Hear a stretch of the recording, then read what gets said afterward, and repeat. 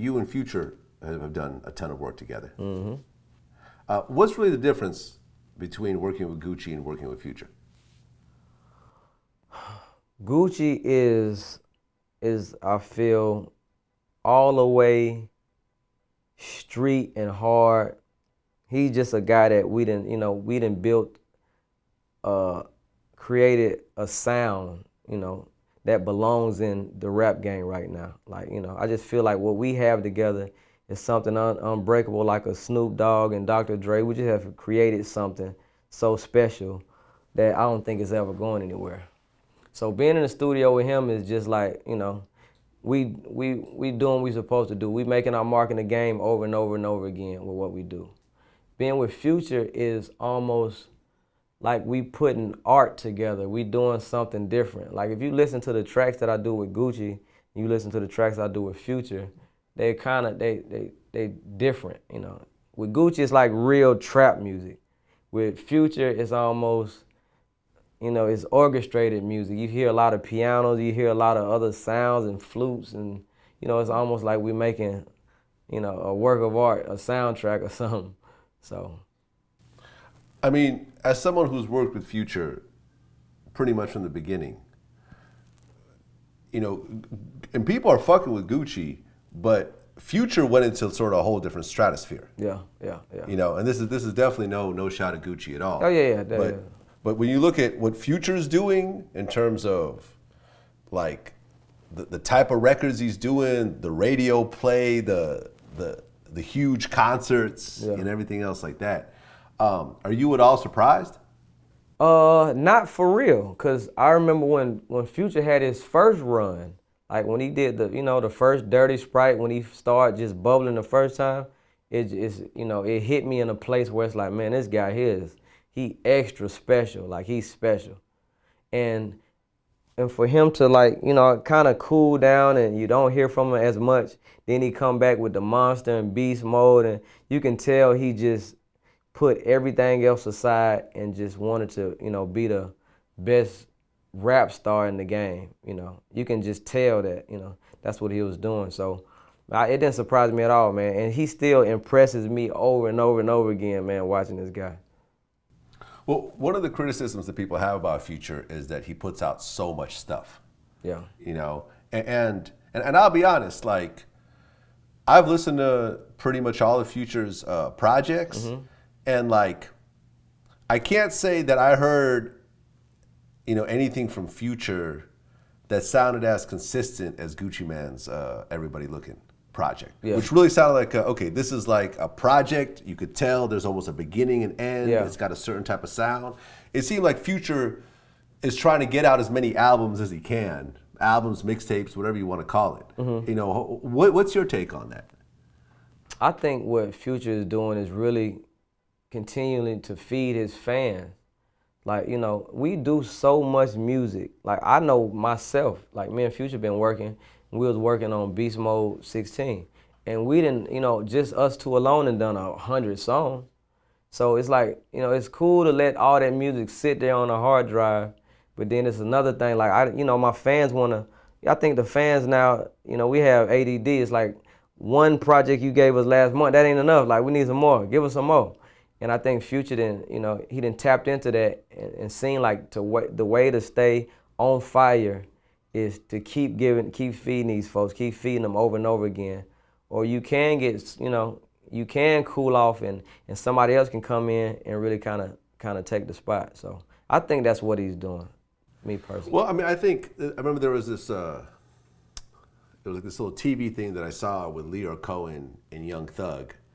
And he was telling Young Thug that like, yo, you have so much great music, but you kind of orphan these songs. You throw them out and then you just move on to the next song. You don't actually try to work the song and turn it into a hit song and everything else like that. I mean, so it's almost like a double-edged sword. Like, you feeding the streets, you feeding the fans, but you're not allowing certain songs to really blossom. Become timeless songs. Yeah. Well, I right now, I don't think that's where music is right now. I don't think we're trying to create timeless songs.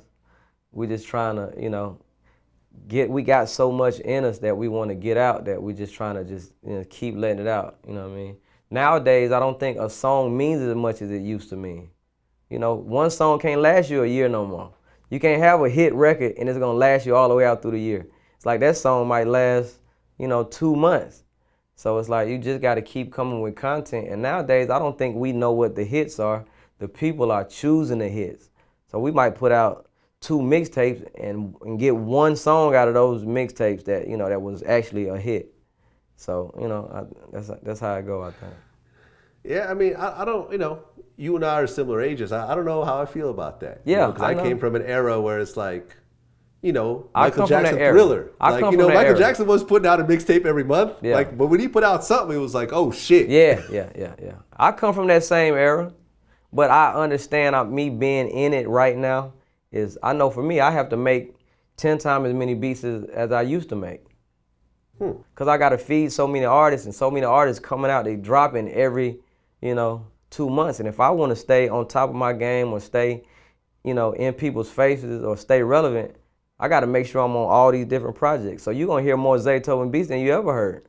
Now, Well, I guess, you talk about you make a beat in 5 or 10 minutes. Yeah. That's how they do songs, though. That's how they record songs. Gucci and Future record songs in 10 minutes. Okay, so, we talked about Gucci before, so Future does a song in 10 minutes. Same thing, same exact thing. So this whole, when you look at, like, for example, some of the stuff that came out about Drake, where he uses other writers and it's a collaborative environment and, people are collaborating on stuff. Kanye, same type of thing. Like, when you look at Kanye's track listing, it's crazy. Yeah. It's like, 10 writers on every song. Yeah. You're saying Future doesn't do that? No, not at all.